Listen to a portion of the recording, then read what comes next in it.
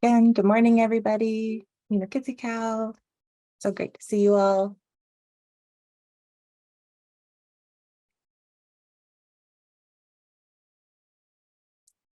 I hope you've got some sunshine in your area. And if not, at least a good strong tea or coffee.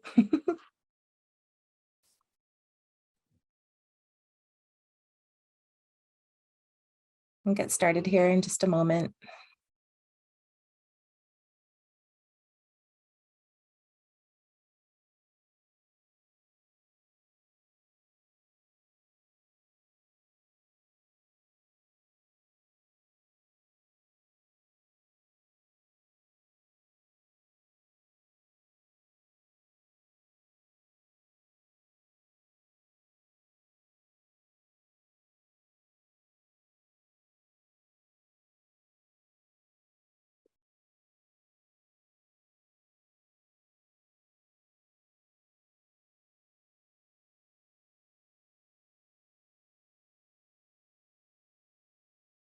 Okay, well, I'm just going to kind of get things going here, just in respect to everybody's time. And I'm very grateful that you all could join us here today. Tuau, welcome to our webinar, Advocating to the Federal Government for Investment in Indigenous School Food Programs. We've got some great stories to share, and obviously a wonderful room of folks, and yeah, really excited to share with you today.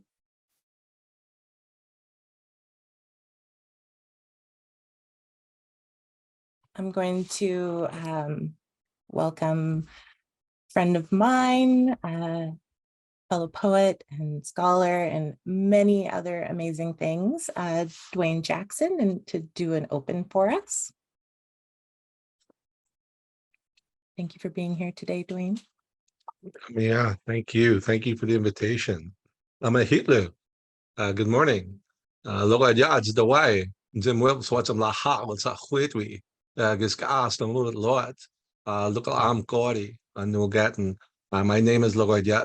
My given name is Dwayne Jackson. I am Giscas, which is fireweed of the Gittin Max Nation, of Old Hazelton, of the Gitsen, of the Tsimtsen, of the people of Damla Hamet. My heart is full to be here with you. The advocacy piece really speaks to me because when I was growing up, my grandfather, Arthur Moet, he always had all this sporting equipment. And when young people were really struggling and things like that, he'd give them the equipment to use for sport, give them rides to events that they're competing at. And I always asked him why he would do that. And what was the meaning behind that? And he looked at me and he said, when you are an adult, when you are every child will be your responsibility. And I looked at him and he looks at me and he goes, now I didn't say every Gittin Max child. He says, every child will be your responsibility. If we look at the fact now that over 1 million children are currently living under poverty in our society, is that a value or a virtue that is embraced within North American society? And I say North American society because I don't really separate the two countries, because they're both struggling with the same stuff. And so my educational background is actually early childhood development. So really small kids. And people ask me how I got involved in that. And I always tell the same story. I say, well, I coached adult men's basketball. It's almost the same thing, but there's a lot less negotiating now and there's a lot less whining. And I wish that was an exaggeration, but it really isn't. Adults in general are a lot of work. And so it's I really honor your commitment to this advocacy and to your commitment to the future and to the next generation, because that's where I believe our efforts should really be aimed, is at the next generation. Adults generally, and I'm not saying you're not doing the work or anything like that, but adults generally don't change things. We tend to maintain things. We tend to maintain comfort. We tend to maintain convenience. One of the things, if you ride public transit in any major metropolitan center, one of the things we don't maintain is consideration.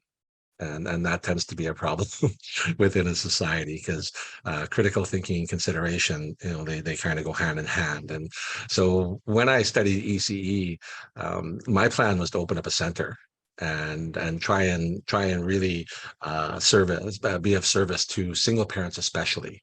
And so that was my plan. But then I discovered advocacy, and within our field, the advocacy is really based on uh, speaking for those that are not able to speak for themselves. Not necessarily that they're not capable. They may not be resourced, they may not be informed, they may not have the support that's needed. And so when I went through the coalition's guiding principles, I was really happy to find some of these key words, because when I went to work, because I've been with the Human Early Learning Partnership at UBC for 15 years. I was co-chair for 8 years, and I'm now one of two sitting elders on that committee. And there were two words that brought me to them. I went through their website, and the two words that brought me there were interdisciplinary, because the idea of being able to hit something from so many different directions and really see it from so many different places, it just adds to your vision of what you're trying to engage. And that's why I love the idea of something being flexible and locally adapted, right? Because it's not a blanket of what we're trying to do. I watched a video this morning of this exchange student from Finland, and they asked them what he won't miss really, because he had an exchange in the United States. He said multiple choice questions, multiple choice tests. He says, I'm not going to miss that at all. He says, that's all they gave us was multiple choice tests. And he says, and then the other thing was the educators over there said standard testing. He says that all has to go. Everything has to go. He says, because you have to really approach people where they live best, where they love best, where they learn best, instead of expecting them to meet us where we teach or provide easiest. And once again, that's the North American concept of convenience over consideration. And so I love that whole piece, because within Indigenous cultures too, when I teach something like respect, when I teach something like humility, when I have conversations around celebration, that's from a river nation. A mountain nation or a plains nation or an ocean nation, they'll teach that differently and give you different visions of it. And I think that's really where we develop the best, is by having these diverse conversations. So I love that idea around flexible and locally adapted. The other word that really, really, really hit me was children and families thriving. Because right now we have over 1 million children in this country that are surviving. And survival really should not be a destination, right? There are moments when we're going to have to do it. We're going to have to struggle a little bit. We're going to have to go through these spaces, but it should not be an existence. We should be moving into thriving, to becoming more than we currently are. And I love that within Gitmax culture, we use butterfly for that. And butterfly represents your ability to be more than you currently are. Not better, because you're already awesome. So in your advocacy journey, that's really what we should be struggling for, was to become more. And the best way and easiest way to become more is to have as many different kinds of people in your circle as you possibly can, especially people that disagree with you. If you look at what's happening within our political structure right now, we're having two halves of a person arguing across the floor all the time, when really we should be able to bring those two halves together and become a whole person. Right. So that's really what's happening, is people can't seem to disagree and still maintain healthy relationships. And that's really kind of a childish thing, right? If you look at that, that's actually a bullying aspect. It's something that should be happening in middle school, and that's about it. It shouldn't be really existing anyplace else. So the children thriving thing, and that's where we go with the committed to Indigenous control over programs for Indigenous students. That's the greatest place to teach thriving, because we came through so much stuff.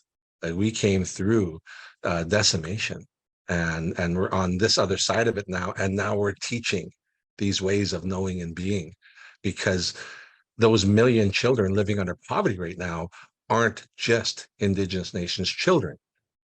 They're of all nations, they're of all ethnicities, and that's where this other this other piece of universal understanding really comes from, because being an early childhood educator, universal childcare is what we fight for, is what we really want for parents and for children and families, is the universal childcare for all children.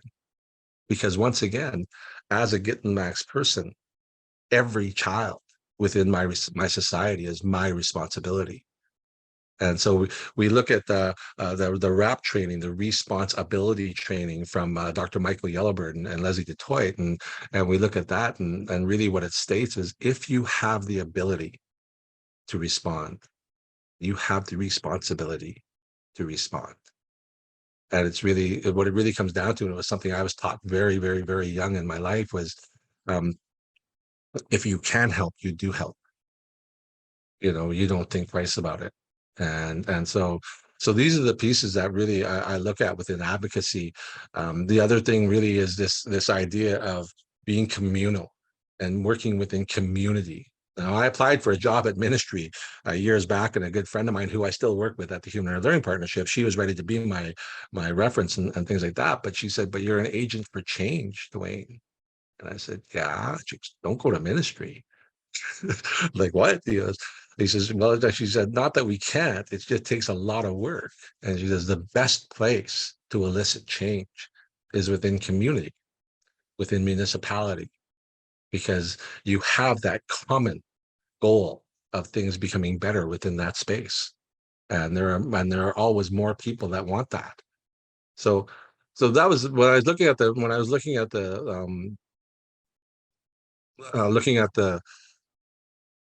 the guiding virtues, the principles on the website. I always think about the fact that I just left a group that I was working with that had actually funded a lot of these types of programs. And I was at a basketball practice the other night, and a local teacher from the local high school, she was in there in this space with us, all these guys playing basketball, shooting around, and she's got her phone out and she's showing her program that she's running at the high school here, local high school here. And one of her proudest moments was the boys wanting to learn how to make bread. And it's not super surprising to me because I cook. So it was, but I just loved sharing that moment with her, sharing that pride that she had of bringing these young people into her environment and teaching them these pieces, because really that's what we do, is we share information. And it's you know having this information that we have, having these resources, having these supports that we have in place for us, and holding them out to somebody and say, here, I have these things for you, and I think you can really use them. I think they'll be of help to you in your journey.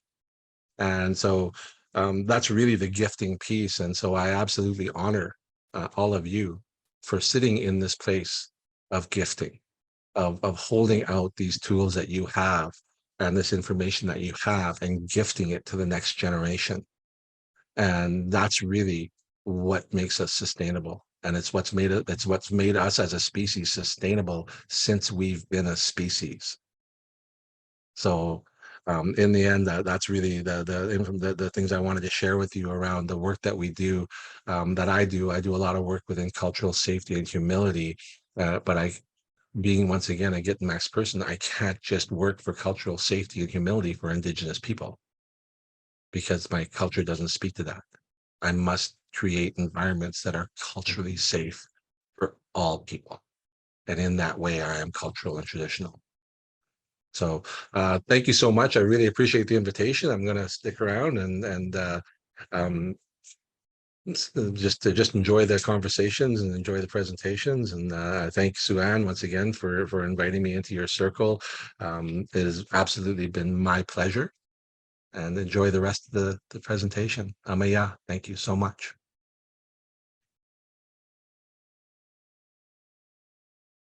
Josie, thank you, Dwayne, so much. That was a beautiful open up to the space. And I think those reminders of humility and culture and why we do this is it's just so important.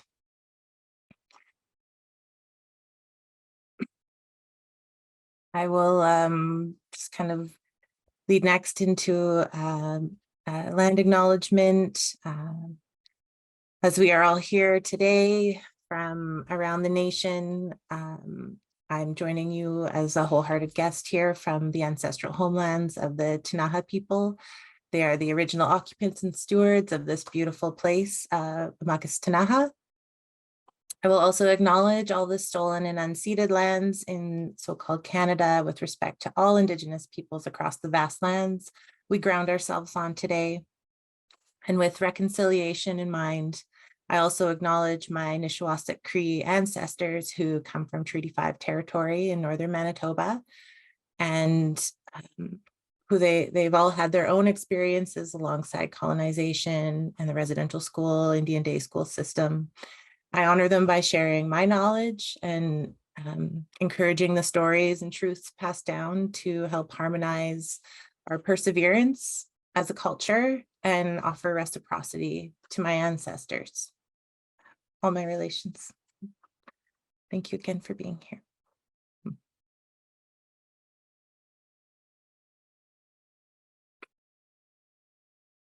Just a little agenda housekeeping. We're going to talk about advocating to the federal government through some amazing stories, personal experiences, successes and challenges. And we will have opportunities to have discussions and questions at the end. So please feel free to share any questions that come up in the chat, and we will go over that at the end. And yeah, just save that. I'm gonna just speak a little bit about the Indigenous School Food Circle, as the circle is the host today, which is an initiative by the Coalition for Healthy School Food, Canadian Feed the Children, and Farm to Cafeteria Canada.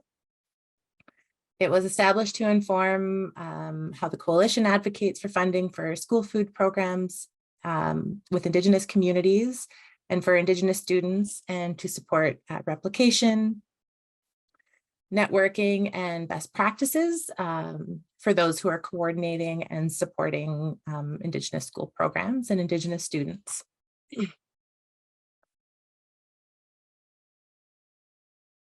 The team, the co-hosts of the circle, Sydney Richards is with Canadian Feed the Children, and she's not here today. We miss you, Sydney. Carolyn Webb she's with the Coalition for Healthy School Food and Farm to Cafeteria Canada. I don't know if you want to say a quick hello, Carolyn. Sure, just finding my unmute button. Yeah, thanks so much, Sue-Ann. It's just really great to be here, and yeah, I guess, yeah, just to be here with all of you. Thanks. Thanks, Carolyn.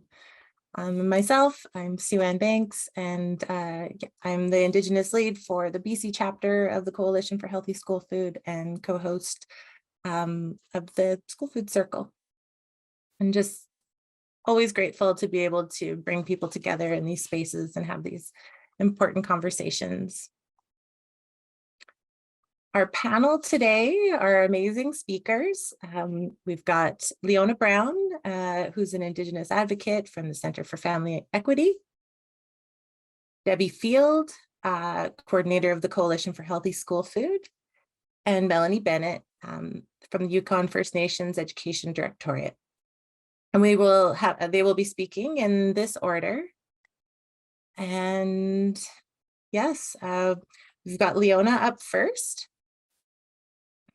And thank you for joining us today, Leona. So grateful to have you, and yeah, welcome to WOW.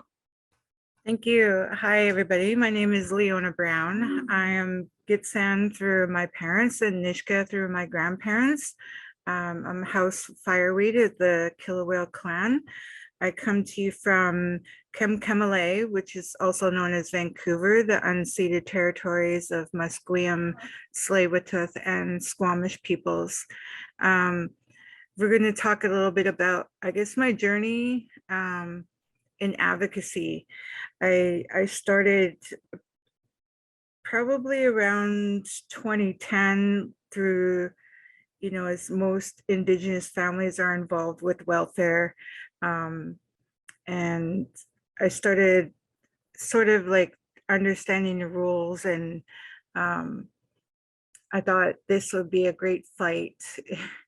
And it ended in 2016. So it took 6 years for me to advocate through that. But I thought there's something wrong with this system that is not seeing our people for who we are.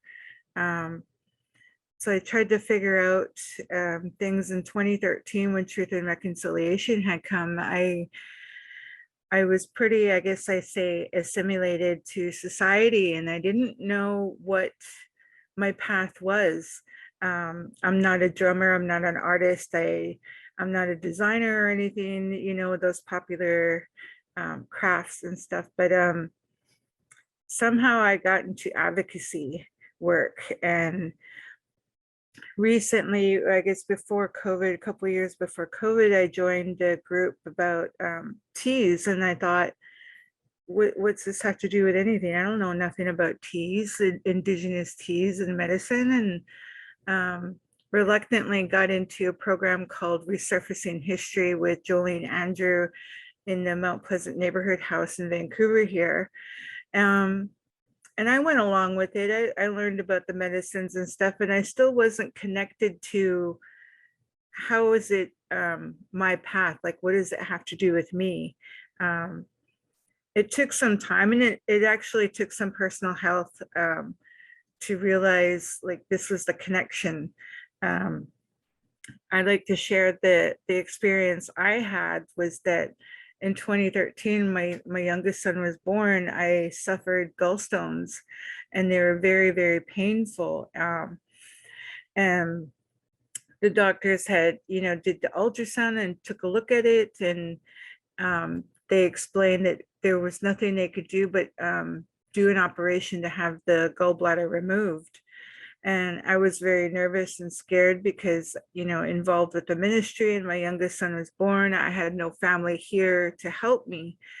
So I was like, just wait a minute, you know, we'll wait a little bit. And the family dinner group at Mount Pleasant brought in this lady named Lori Snyder, a Métis woman, and she brought in all her teas and medicines to talk about, you know, teas. And again, I'm not making a connection to, you know, medicine or Indigenous medicines. And she did this great presentation. She didn't talk about this one little tiny little flower that she had picked up. So I questioned it, and I said, what is that? And you didn't talk about it. And she said, oh, that's chickweed. You know, it's small, it's short, it grows low to the ground, tiny little white flowers on it. And I'm like, okay, what is it good for then? And she said, it's great for gallstones. And like my mind blew up. I'm like, there was my connection. I shared with her, I just was diagnosed with gallstones, and they want to do an operation on me. And she said, well, this will help you. You just need to like look for it. It grows everywhere, and you just need to eat it, or you can dry it or put it in salads, whatever, right? So every day for about a couple of weeks, I would walk my kids to school, and I would see the chickweed on the side, and I would pick it up and I would eat it, just a pinch of it, and twice a day. And probably about 3 weeks later, we went back to the doctor, and they did an ultrasound again, and they discovered there was no more gallstones. And I was just like so flabbergasted. I'm like, how did this work? What did it do? So the chickweed helped me dissolve the gallstones. The chickweed has the medicines in it to help move those stones in your gallbladder and dissolve them so they can pass through properly. And that was one of the connections that I had with plant medicines and our Indigenous medicines. And I was just so blown away. I chased Lori around Vancouver for the longest time. All my programs, I asked the coordinators to invite her in to talk about it. And then I got into Resurfacing History, and I'm still like kind of lost of where this path goes. I'm interested in it, but I'm not sure where it leads me to. So I had lots of great mentors in this program. And somehow I got into DPAC, the Vancouver District Parent Association or committee. And I sat on that, and then there was discussions about school food. And I wanted to make a connection with our Indigenous medicines to school food.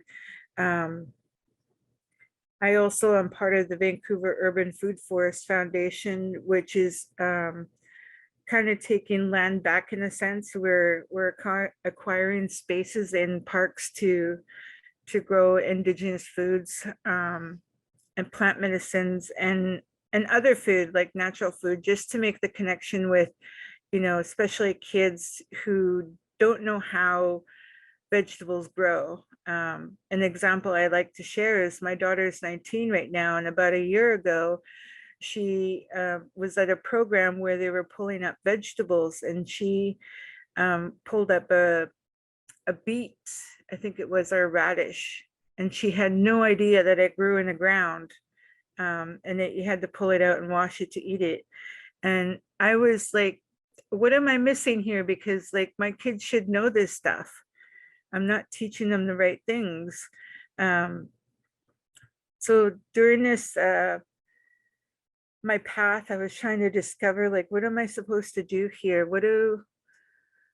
Where am I supposed to go? But everything that I came across always led me to school food. The Garden Spaces with Love was like trying to educate community, but I wanted a garden specifically for Indigenous people to relearn their own medicine, just as I did, and rediscover and resurface that history. But then I allowed it to open up to other plant medicines or food, so we can make a community connection. So I'm like, that's the way we can reconcile. That's the way we can decolonize. Along my journey, again, I said I sat on Vancouver DPAC, and we talked about school food. I came across the Vancouver School Food Adult Committee, I think it was called. So they're trying to reframe what's in schools and what's available in schools. And that one was kind of a tough fight, because my idea of school food includes a garden space. On this committee, the leader who was facilitating it, we did this several times over Zoom. The first time we went on Zoom, she didn't have a connection to why gardens were important. She literally had told me that, you know, I don't think gardens are important right now. It's not part of school food. And I had to interrupt her and really honestly tell her, like, that hurt me. That hurt my feelings, because plant medicines are important to me.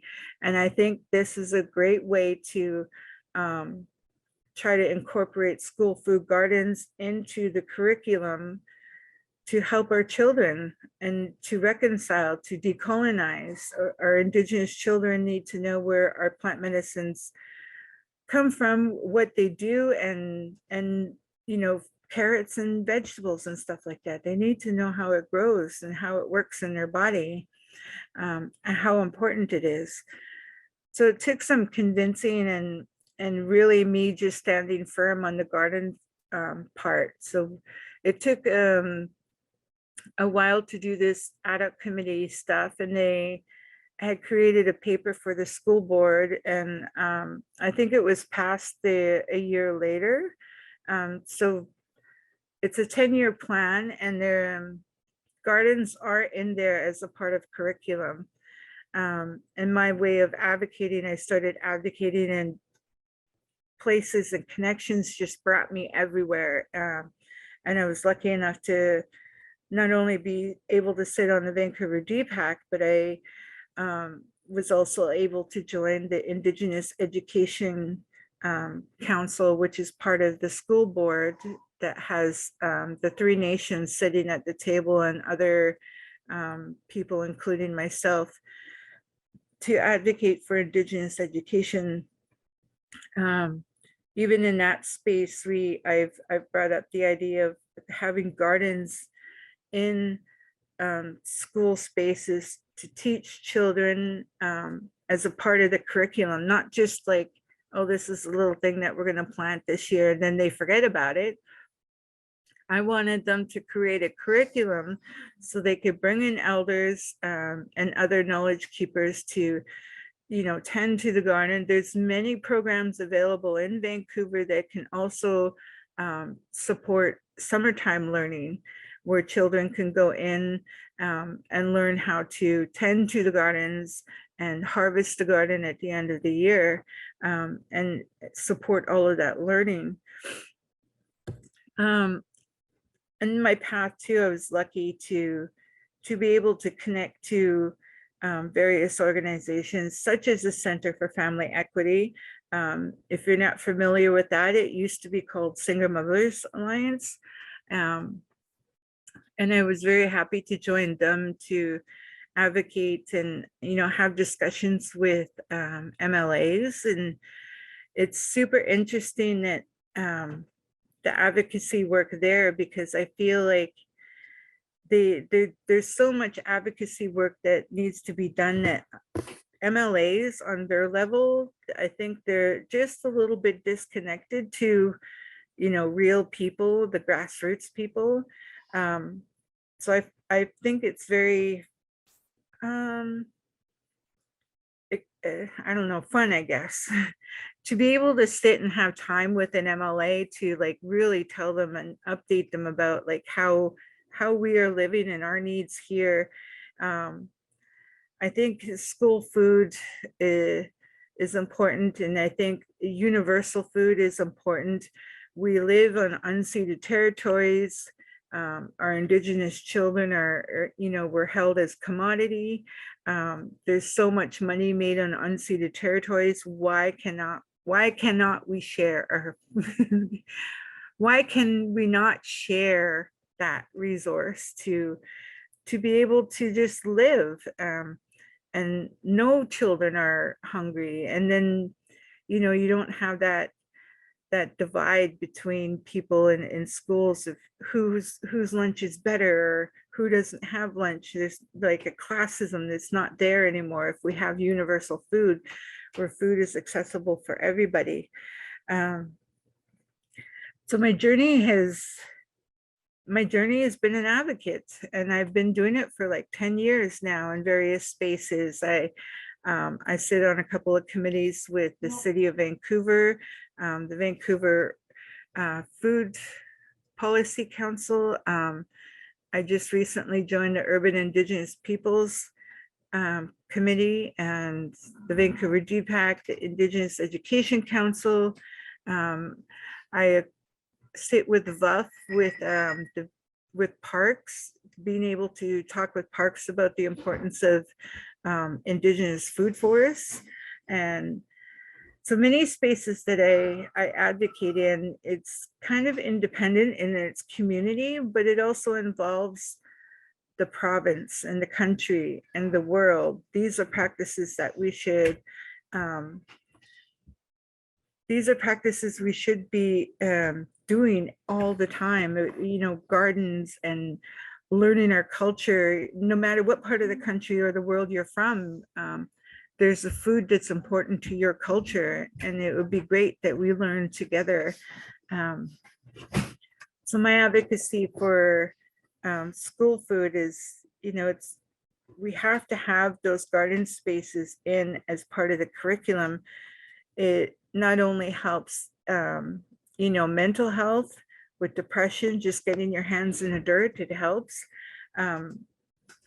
But it'll also help children learn from kindergarten to grade 12, learn about each other and their differences and bring each other together. And because I think when you're doing stuff together, there's less likely for things like bullying and hate and racism to happen if you're working together in a garden and learning some fun things, and that, you know, a carrot has to be pulled out of the ground to be eaten. So that's a lot of the work that I do. Advocacy is my path, and Indigenous advocacy is what I do. I'm not afraid to sit in front of any committee or politician to say, you know, this is important. We need this in our lives. If you want to talk about reconciliation, this is how we do it. And this is how we decolonize our communities. And I'm so grateful to be in Vancouver, because a lot of the work that we're doing here is being seen across the country and across the world. A lot of our people working in the food sector here, like C. Swice, are invited, you know, across the world to Britain and like Norway and so many different places, and where they want to see, you know, a garden thing built up, and why is it important to our Indigenous people. I think I've talked enough. I think I covered everything. Yeah, advocacy work is what I do, and I love doing it. And as I progress, I'm going to the provincial level and trying to talk to politicians about changing, you know, the policies and the laws around reconciliation and decolonizing, because it's very important for our people to know, you know, coming out of residential school and recovering from that trauma, that we know who we are, why we are the way we are, and how do we live on these territories for our land and water, and existence. Thank you. Thank you so much for sharing your story, Leona. You've brought some really great points to our conversation today. Very grateful for that.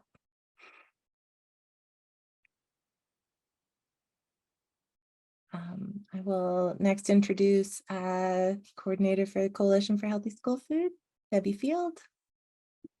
Welcome, Debbie. Great. I actually want to share my screens. Can you make me co-host? Sorry, we should have checked that first. Great, thank you. Great. So it's a real pleasure to be here, and always so great to hear about the advocacy that people are doing, and really happy to think about what we can all continue to do together. So I live on the edge here in Toronto, on the traditional lands of many nations, the Haudenosaunee, the Anishinaabe, the Seneca, the Huron, the Wendat. I actually think the Mississaugas of the Credit probably lived closest to where I do. Now home to many diverse, of course, First Nations, Métis and Inuit, and covered by Treaty 13. And I often think what it would have been like to live here on the edge of the lake 600 years ago, and how relatively much more food secure everyone was, and what we can learn from the people who lived here. As an immigrant born in the United States to refugee from the World War II Holocaust Jewish refugees, I am not Indigenous, and I hope I speak here with the ability to cross across so much of the cultural humility that we need to do as we speak. And I'm going to speak as a parent and as a school food activist. Like you heard, many of us start at the city level, and that's not a picture of me, but that's a picture of somebody making a deputation in the city. And I started as a parent activist when my son Joe, who is 40, was going into grade 1, and I wanted to make sure that he had good food at school. And this is actually the kind of venue you have to go sit in front of the politicians. This is actually the back of the current Premier of Ontario, Doug Ford. And this is the menu of the kids at Fern Avenue Public School this week, you know, and it's so exciting to see that all the good food that we advocated for as parents is still being served. So, you know, very much coming here as an advocate, as a parent, for trying to get better food for our kids. And now I get to work with this wonderful coalition. So I'm the coordinator of the Coalition for Healthy School Food, over 290 member organizations, including several really important Indigenous organizations, and 140 endorsers, including, it's so great that Melanie is going to be speaking, Yukon First Nations Education Directorate, and active people really all across the country, from all the different coasts, and we're nonpartisan. We were founded a long time ago now, 2014, and there were, 28 of us in the room now, and as you've heard, 290 now. And the great news was, because of who was in the room, we had prioritized First Nations Inuit schools. And so we've been very lucky to have had key organizations from First Nations and Inuit organizations influencing us and helping to make sure. So ITK was there, the Inuit organization, NAN, Anishinaabe Oski Nation from Northern Ontario, and the other groups that are still there. And again, because of this, and it was so great to hear from Dwayne about our coalition principles. That was wonderful. And yes, Indigenous control over Indigenous programs is a crucial part of our coalition principles. And for us, that means whenever we talk to a politician, we say, embed Indigenous food sovereignty in a school food program for Canada and negotiate funding. And this is really important and has not yet begun in a systematic or holistic way. We need to, as you've heard so many times already here, we need to, of course, we all need to recognize the trauma of residential schools when it comes to food. And we have to be so sensitive to what this is going to look like if we get funding for school food from the federal government, that it be, of course, led by Indigenous communities, community control. And there is federal jurisdiction over Indigenous schools, and therefore it really should be 100% funded by the federal government. And we know there's such a growing voice of an Indigenous-led school food movement. Where we are is the government made these commitments. The Liberal government made a commitment that if elected, they would put $1 billion over 5 years. And in December 2021, we get the first mandate letters from anyone in Canadian government ever. And the good news is Indigenous partners are added. It was not there anywhere else. In 2019 or in 2020, 2021, there was no mention of Indigenous partners. And then there was no mention in budget 2022, no mention in budget 2023. And we're really hoping there'll be something in a couple weeks in the budget that's coming. Again, these were the mandate letters. And as you see, for this time, mention of working with Indigenous partners. So what we've got is this grassroots process, just like Leonie describes, right? Like you go to usually your city, you start with your city, and you start to talk to your politicians. This is Stephen Guilbeault, who is now a minister at the federal level, coming to a school food program in Montreal. So this whole constant process of talking to people and trying to, who know somebody else, and can we get a kind of groundswell of support. And this is what we're hoping we'll see in a few weeks. The allocation of $1 billion over 5 years, which is only $200 million a year. It's not enough for a universal program, as Dwayne has said, but it gets us started. And of course, we hope there'll be money for infrastructure. We know we need stoves and fridges, and we hope there'll be independent school negotiations with First Nation, Inuit, and Métis leadership to ensure long-term and sustainable funding. You heard from Sue-Ann about the circle and the role we hope to be able to play with this. And so it's just very exciting to be here. And as I've said, we have, as a predominantly non-Indigenous organization, such an important partnership, and we hope increasing partnership with these really, really important organizations, the ITK, NAN, Chiefs of Ontario, QQS Project Society in Vancouver, National Indigenous Diabetes Association, and the Yukon First Nations Education Directorate. So looking forward, of course, to Melanie's presentation and to more conversations.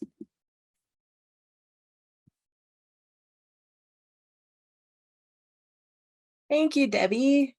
Always great to hear of just the story behind things that are happening in the coalition, and just so grateful to be a part of it and see things change right in front of me and everyone else, and just the support we have. Just give me a moment. I'm going to share my screen again here.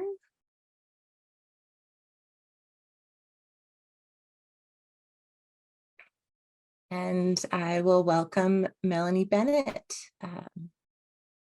So great to have you here with us today.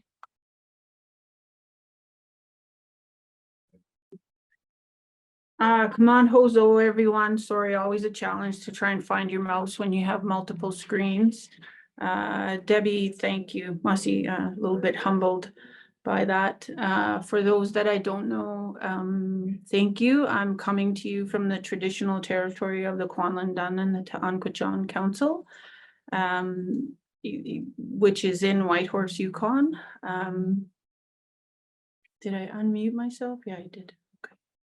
I'm Trondikachin. My name is Melanie Bennett. I have the pleasure of being the executive director to the Yukon First Nations Education Directorate since its inception. And I am a BNR, we call it BNR, born and raised in Yukon. This is my home. I'm originally from what's known as Dawson City, but for myself, we know it as Trondikachin. I am from the Wolf Clan, and I come from my grandmother is Alice Titus, and my grandfather is Alfred Titus. Very happy to be here. I'll be honest, I'm gonna do something that I've been directed by my elders, and I know that Sue-Ann and everyone was pinging me emails over the past little while to, do you have a presentation? And I kept respectfully going, yes, yes. And then you would get, well, okay, are you going to send it? And it would be no, no. So I finally sent them a picture. And behind that is the teaching that I am within my elders, is that when we are presenting, they have pushed my box to say that I am not to do it with a PowerPoint. We need to do it in our traditional way, where we tell it in a story and we hear and listen. So that's really what I'm going to try and do in 10 quick minutes for you. So as the executive director to the Yukon First Nations Education Directorate, we are a technical body for the 14 First Nations in Yukon. 11 of those 14 First Nations are self-governing, 3 that are unceded. Very vast area. For those that know the size of BC, Yukon is about half the size in landmass, but total population of the Yukon is about 55,000 people. Of those 55,000, 40 of them live in the urban center of Whitehorse, and the remainder live in the other 13 communities. So it's very dynamic, very vast, and we have a number of communities that are extremely rural, one being a fly-in, fly-out. Only time you can take a transit there is in the cold of winter, when it's usually below 30 below, and you can cross the muskeg with a skidoo, and the snowcats go in to bring in supplies. So a very, very rural community. We have the pleasure of being that technical body, but we also had to figure out how we can serve. We are one of the 2 service coordinators in Yukon for Jordan's Principle. And we did quite an extensive consultation with our communities about what were the gaps and needs that they had in education. And from that, we developed a wraparound service model. And all of them are very successful. The wraparound service model really looks at Indigenous children, 0 to 18. How do we move them into being successful community members?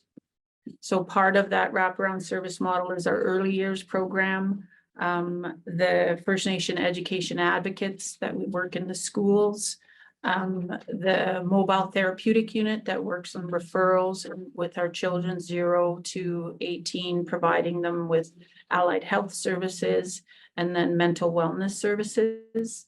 And then 2 aspects of the nutrition program, which is the urban nutrition program and the rural nutrition program, because they each have different dynamics. And that wraparound service model was really set to what are the needs of our families so that they can be successful coming back into the community or successful in education. Our rural nutrition program came into play really with the information after our consultation on the significant gap that we had between the urban centers and the rural centers in regards to food equity.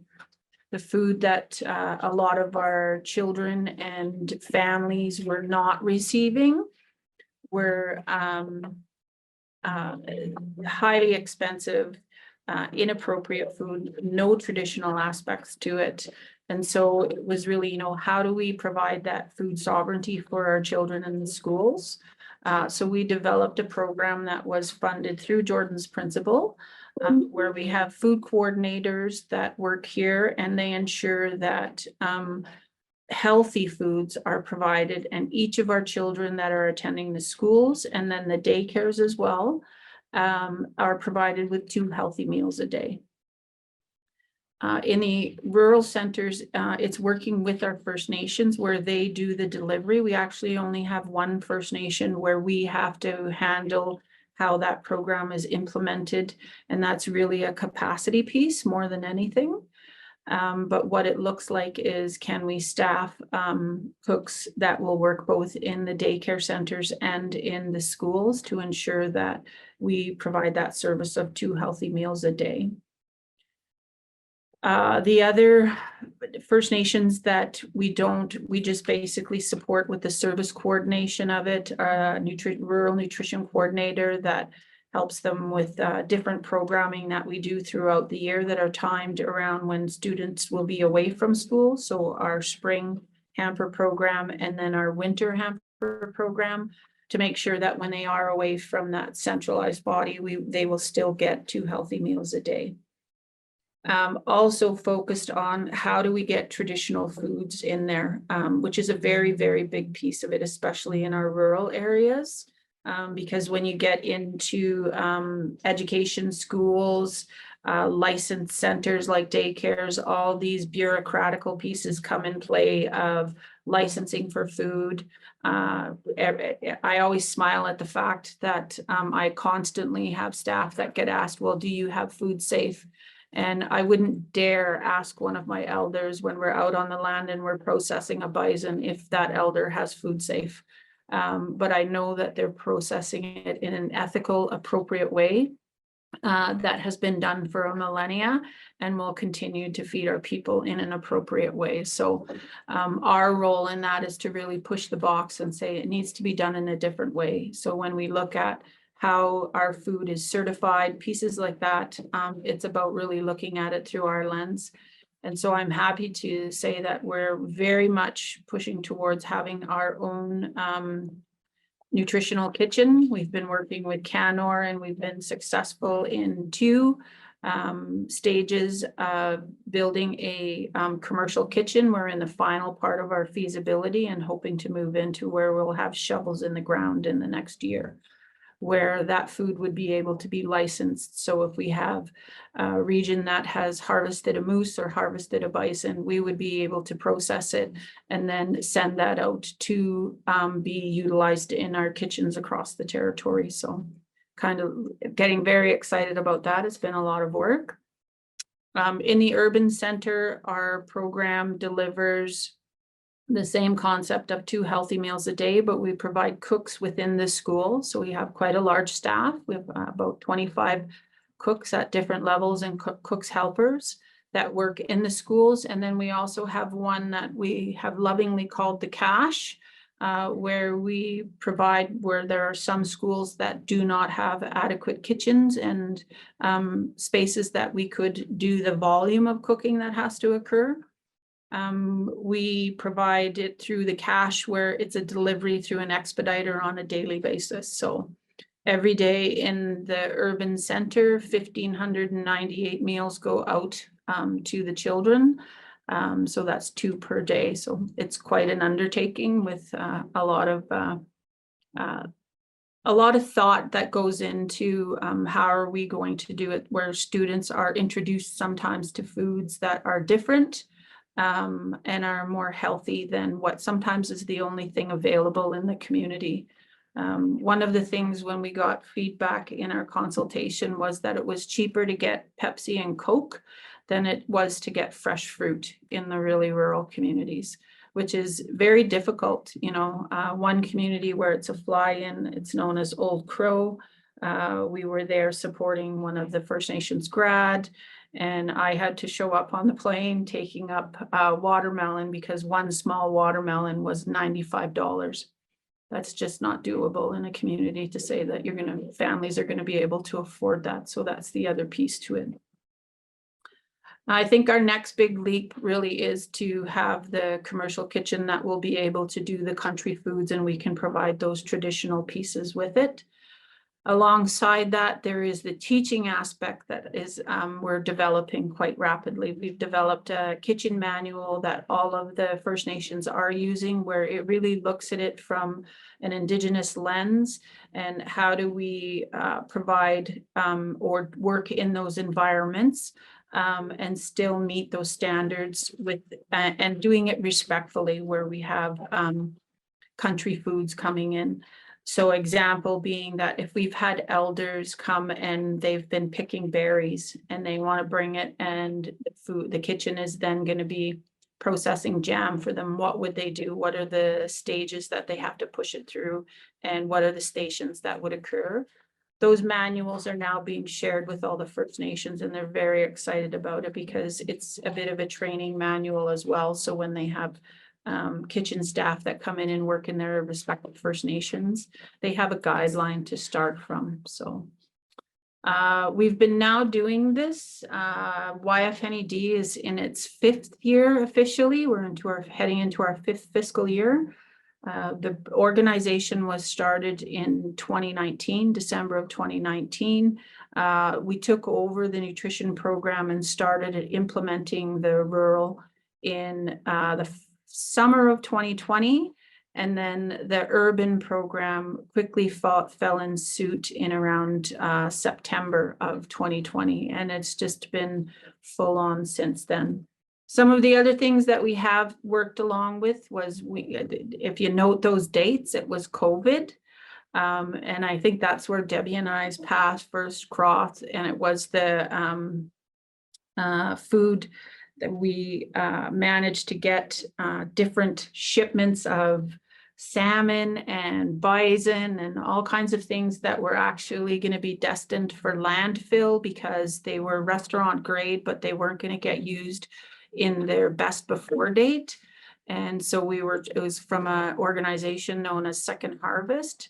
And so we agreed to take some of that and distribute it. And it really opened our eyes a lot to the real need in our community. Salmon is one thing that I know within many of our First Nations are under moratoriums because of the encroaching impact of, global everything on it, I would say, where our salmon are now, especially in my region, I know are becoming endangered.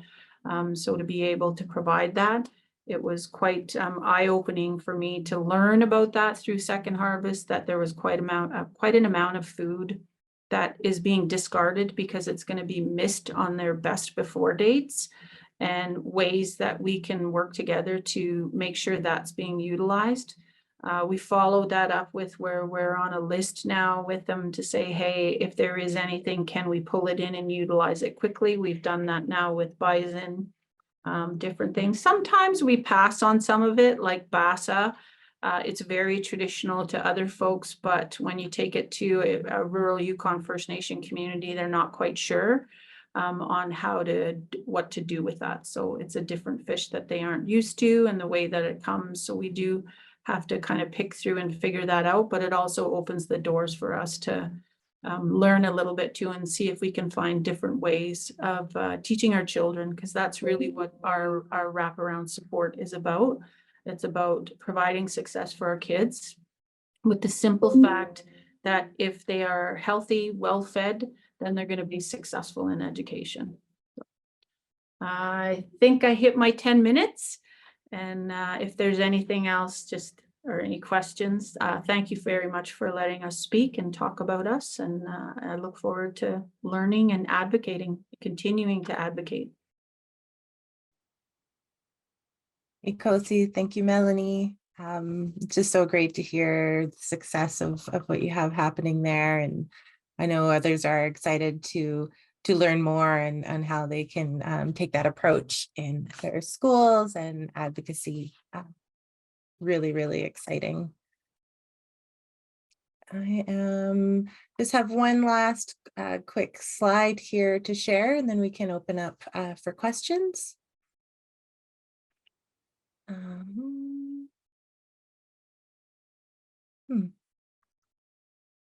Oh, there we go. Sorry. Okay, so I do have an Indigenous school food advocacy toolkit that we've been putting together, and I'm going to share in the chat just a PDF version, so you can take a look. If you can feel free to add comments to it. I'll also have a survey to share. I will just bring it up on the screen here though briefly so you can see what I'm looking at here. So we've put together this toolkit with you know, in mind that there are many different voices that would like to, you know, maybe start their own advocacy efforts towards their funding. And so here we've got a collection of learn, plan, connect, and act. So just a little introduction here. The coalition framework, how things are happening in the coalition. There is some resources, understand reconciliation, UNDRIP, and allyship. DRIPA here in BC. We've got some great resources for allyship from also the BC Aboriginal education. Our guiding principles, the guiding principles for Indigenous food sovereignty as well, just to kind of give some ideas on how you can, you know, kind of share that voice and consistency in the advocacy. The BC tripartite agreement, regional education agreements, just to kind of understand a little bit about how the funding structures work. A planning sheet on advocacy. So this can be a fun little tool to use and kind of workshop with others on how to create those advocacy efforts from where you're coming from. As though we are not lobbyists, this is a great little piece on just advocating to the government and kind of the steps in the bureaucracy to on how they like to be approached. And then we've got some template letters in here, petition template as well, which can all help in the advocacy. And then the last piece in the ACT section is social media campaign and just different insights into that, how to utilize that space to greater enhance the voices. And the last page is just another piece on how visualization can help in advocacy. So this is still in its draft form. So I'll just make a note of that. We will have it available eventually, hopefully get it onto the website. We just got this PDF version right now, which is just a draft. We will fine tune it if you have any insights to add, which would be so grateful to have that. I do have a form if you would like to add some more detail of, yeah, just your thoughts on it. And hopefully in the next little bit here, it'll be available for greater sharing and on the website. So yeah, I thank you for just giving that some space here. And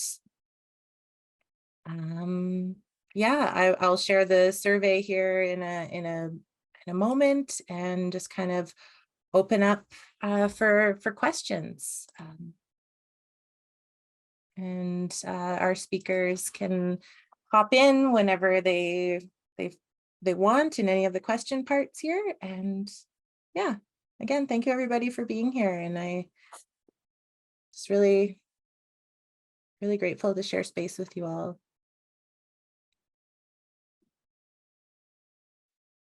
So you can feel free to write them in the chat, or you can raise a hand and kind of popcorn style if you like. You can just ask your question.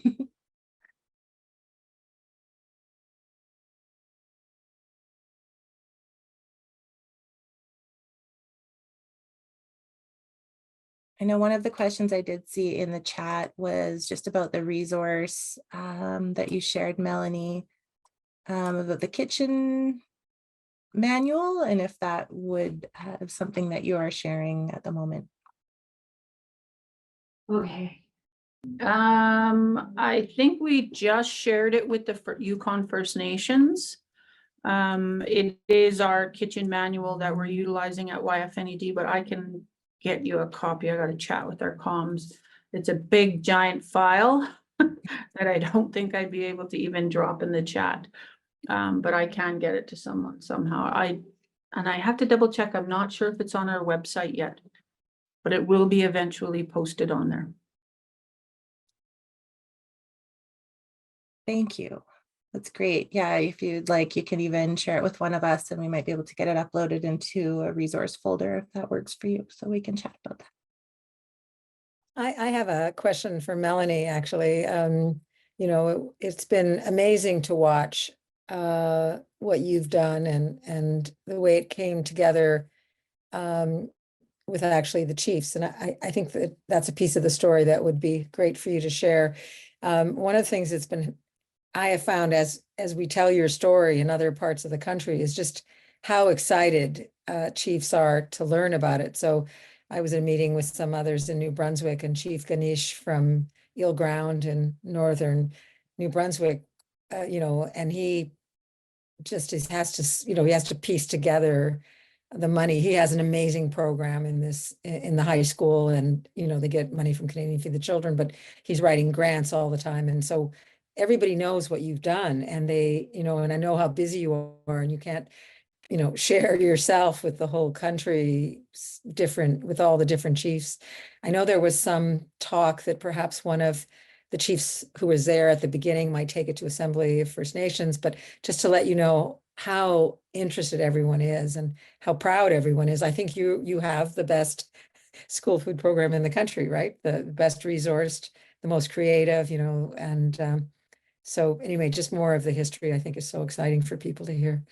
Yeah, thank you. I just popped the manual. It is posted on our website, and I popped it on the in the chat there, so you can have a look at it.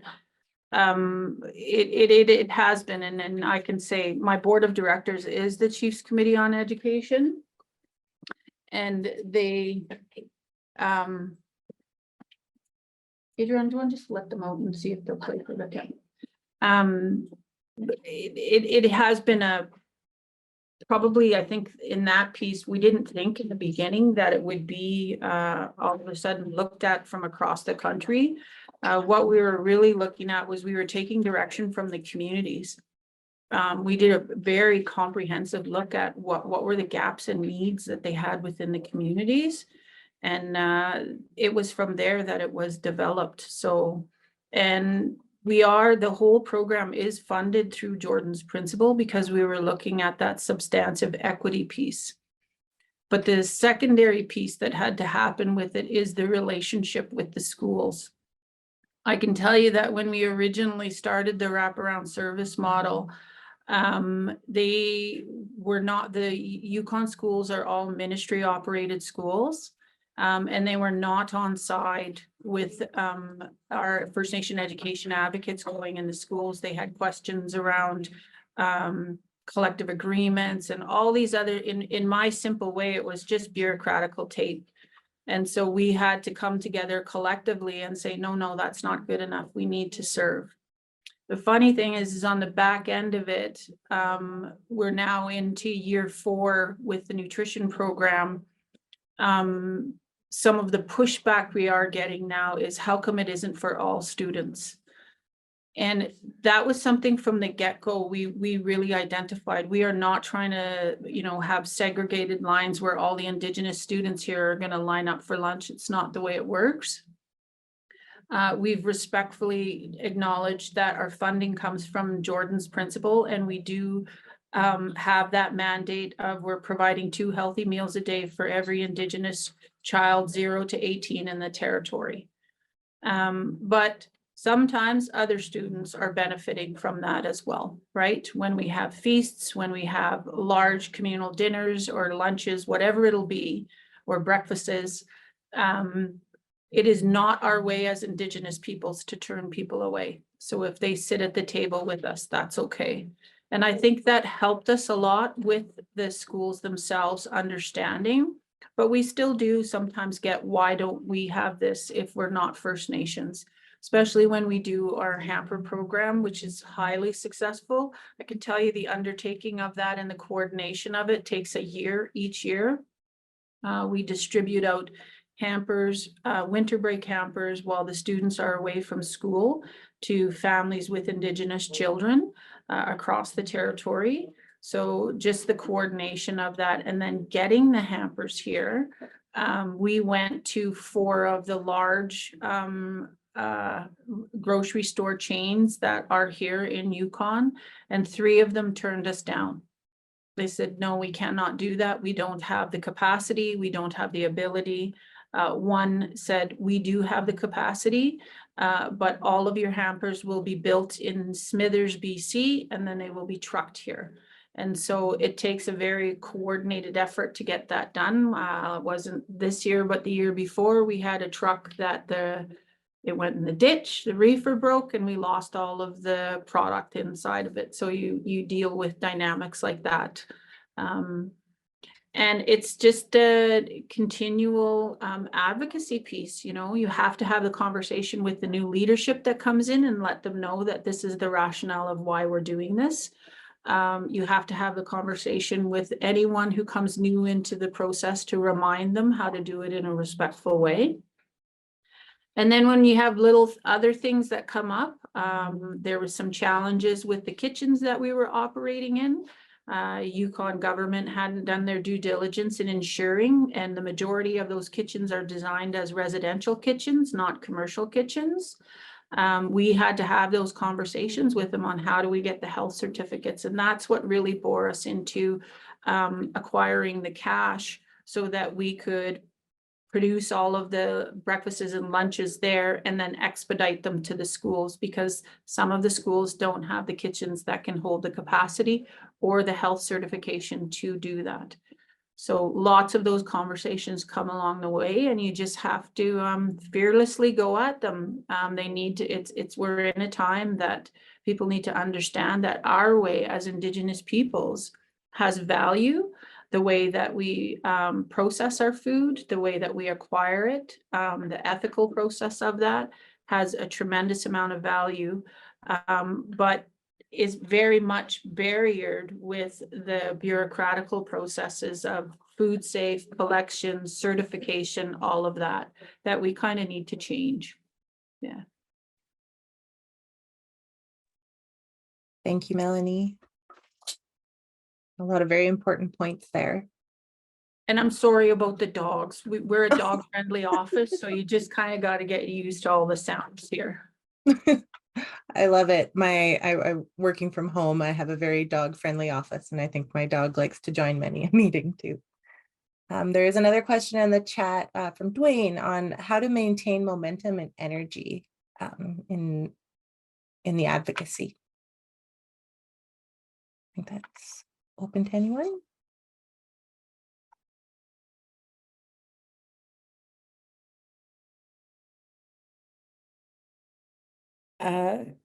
Well, Melanie has talked a lot about community driven. I think that's what it's about. I can also answer another question that's here from Ivan in Newfoundland and Labrador, and a school that's 90% Mi'kmaq students. So I think it's all the coalition and all change, in my point of view, in anything we want to change, is all about people coming together at a very local level and standing up together as a group. So if I look at Ivan's question, it's about bringing together parents, teachers in your school, and then approaching the other organizations in Newfoundland and Labrador, like Food First Food First NL, and the School Meal Coalition in St. John's. I mean, there's now money coming from the Newfoundland government, and it needs to be shared around and distributed and organized so that it works in a school, in your school, in the school that you're involved in. And it's all about the way we don't get demoralized, and, you know, I think Dwayne knows that from his own work, is we, you know, we strengthen each other and we share our passion and love together, and we change things at the local community level, and then we grow it to all the other levels. And so, you know, I think.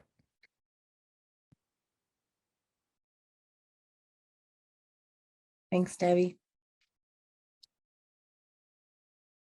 Just wondering if there's any other questions for our speakers. Oh, we've got everybody here. We're always happy to forward any questions that come up after, because I know that always happens as well. If anything comes up, please don't hesitate to email any of us. Oh yeah, there was another one too. If someone is just starting in advocacy, what thoughts do you have on where they might find that starting point?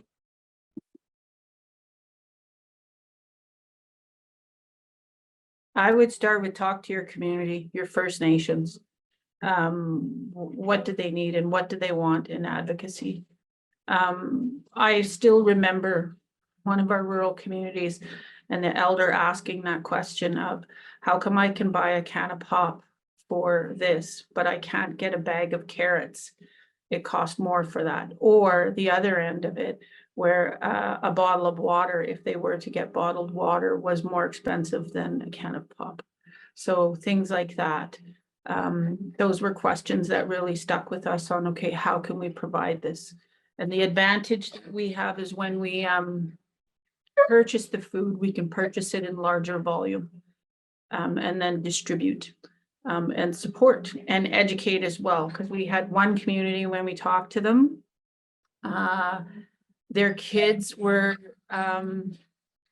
juice boxes are just as bad as pop, and they were drinking copious amounts of juice boxes because it's easier to ship that. And so there was an education piece that we got to engage in with the other parts of our wraparound service model, so that the students understood, you know, how much sugar is in a juice box and what's the value of food when you eat it for you. Really engaging on that you are what you eat, and bringing a different way, and then also localizing it. We have 2 communities that have their own farms. So how do we get the food and support that it's going to be purchased from within their own traditional territories, where they have farms. My traditional territory, we have an egg. All of the eggs that come into the nutrition program are from that farm. And we have another, the First Nation in Nachonite Dun, that's new to that. Same thing. What do you have within the community that's existing, and monopolize on it?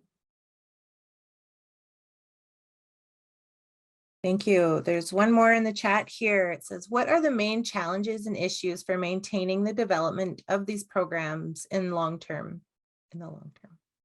Well, you know, I think, you know, Melanie's talking about all the ways in which we embed these programs in the local economy. And so in the beginning, we were all struggling for some little bit of money, right? So, or can we get the money so we can buy the food? And then eventually what we start to look at is new supply chains. And that's, again, what's so incredible about Melanie's story, right? You know, what is it like to imagine that all the food in a school food program is as locally sourced as possible? What does that mean in terms of local jobs, local economy? What does it mean to take apart, you know, Nutrition North? Like I mean, we in the school food movement really do think we can fix so many of the biggest challenges that we're facing on all issues by fixing school food, right? If through what Melanie's doing, like I can't believe that story of none of those first 3 stores, Melanie, being willing to open up their distribution hubs to you. And, you know, how do we get the federal government in this next round around school food to fix Nutrition North, right? So that we don't have pop and chips being cheaper than eggs that are locally grown or locally harvested, and, you know, all these things. And how do greenhouses and gardens around schools, and how do local businesses, Wendy Wilson, who is a really important Black food sovereignty leader in Nova Scotia, keeps talking about how can the jobs that'll get created in food service and farming be localized around the schools, so that we have this big impact in terms of the economy. So in terms of longevity, it's embedding these solutions so that you can't do without them. I mean, we always used to joke that any principal who'd had a school food program and get transferred to a new school would want to have one there. Any principal who has a school food program, any parent, any teacher will want to continue to grow them. And that's going to mean reallocation of resources within education, both within Indigenous communities and also everywhere else, so that along with pencils and infrastructure, we build kitchens and have food. So yeah, building this for the next decades. We've got all this great research now from Sweden, because they went from a no program to a universal program in the 50s. So like when we look back and say 50 years from now, 60 years from now, what will these programs look like in the physical space that is Canada? It definitely comes up, I know, in my own advocacy, that important part of, even in reclaiming Indigenous agriculture, and how does that look into local procurement, and the importance of the greenhouses, or if it's like an Arctic dome, which, we've spoken about in past conversations, and what does that look like? Yeah, it seems so hard to change that the big ideals of the big organizations and corporations, but I guess those are also really important parts of the advocacy efforts and the conversations that are needed. Bring those folks down to what we're doing here, and to really understand how important those pieces are. So I thank you for noting that. Let's see. Just looking to see if there's anything else here. Got some great conversation. Sue-Ann, Leona was disconnected for a little bit. I'm wondering if you could re-ask a couple of the questions in case Leona has some reflections to share. And welcome back, Leona. Yes, there was, just scrolling up here. Okay, so there was the manual, there was questions about how to keep momentum in the advocacy, and creating momentum for schools that have a majority Indigenous population as well. That was one of the questions. Another one was also, if you had any ideas on where you would start with advocacy. Okay, I think keeping momentum is really just having the passion of knowing what is right, especially for Indigenous people. I keep saying we live on unceded territories, and the economy is, pocketing a lot of this economic growth and destruction of our lands, and we need to share, or they need to share in that, and to reconcile keeping our families fed and healthy. I think keeping momentum is joining in anything that you can in community.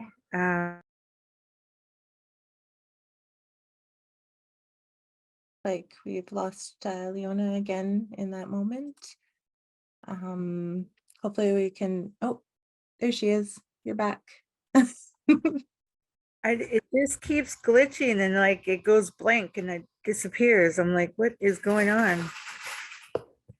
Yeah, just to start, I think it really is just starting local, starting with being part of the school pack and DPAC, and even here in the big city, you think there would be a lot of representation, but in every space that I'm in, I'm the only Indigenous person in any space, and I take part in a lot of meetings and workshops and research papers and conversations, and I'm literally the only Indigenous person there, and I'm really lucky if there's another one that comes along. So it's really hard to get Indigenous people in this along with this passion, because as a result of residential school, you know, we have a fear of the government, we have fear of authority. And now we're at the point where a lot of our people just think, what's the point? Because, you know, we're not going to get what we need if we're asking for it. But a lot of us now new to the advocacy are like, well, we just have to stand firm. We have to have passion to know what's right. And we have to accumulate the allies that'll stand beside us and say, no, you have to help. This is part of reconciliation. On unceded territories where billions and billions of dollars is created, nobody in this country should be, you know, without food or without a home at all. So momentum is having passion, I think. I love that. It's yeah, I mean, I know it in this work, I was very new to advocacy when I started in this context, and as I've gotten into it, it's just slowly taken over this piece of my heart and how important this is, and it's what keeps me here and being a part of these conversations. And I just love how the circle grows and we get to hear more people and, you know, really encourage and enhance these advocacy efforts. So again, just so grateful for everybody being here today and sharing your stories. I think it's really important for us all to learn from all different aspects of where advocacy is at and what it looks like. And I'm just beyond grateful for you sharing your stories and time with us today, and everyone who's joined us. I don't know if there's any more questions. I'll just leave one more, you know, just put that out there. But like I said, you're welcome. If things come up, please feel free to send an email to us in the circle or any one of us individually. There's information on the website at the Indigenous School Food Circle. You can also email me directly for any questions moving forward. And we will share this, the recording will be shared on our different channels, and we will have the slides available too. And just thankful for everybody that's joined us here today. We'll have different resources available for the advocacy efforts on the slides here.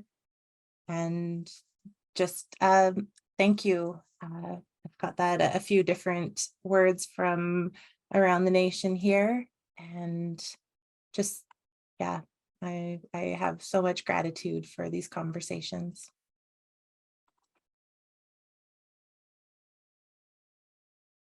Oh, got one more question. Should we advocate for a consolidation of funds from different donors and to ensure the complementarity of actions? Sorry. I think it needs to be much more local than that. So I think it's, and you know, I think it needs to be controlled by, you know, First Nations and obviously Inuit. I mean, there've been some really good comments here about Métis organizations and what's going on in Métis schools, and we have certainly Sue-Ann and Sam in BC and Lindsay in Nova Scotia are reaching out to local Métis organizations, but any introductions would be really helpful. But I think we don't need to consolidate the charitable stuff. I think we need to, you know, get full funding through the federal process for, you know, I mean, as Leona has said, and, you know, there needs to be money, and Jordan Principle should make it possible that there is money for every First Nations Inuit school, you know, different in the Métis solutions. And we will need, of course, continue to have charitable donations, but I think they need to be very locally based and controlled by those communities. Thanks, Debbie.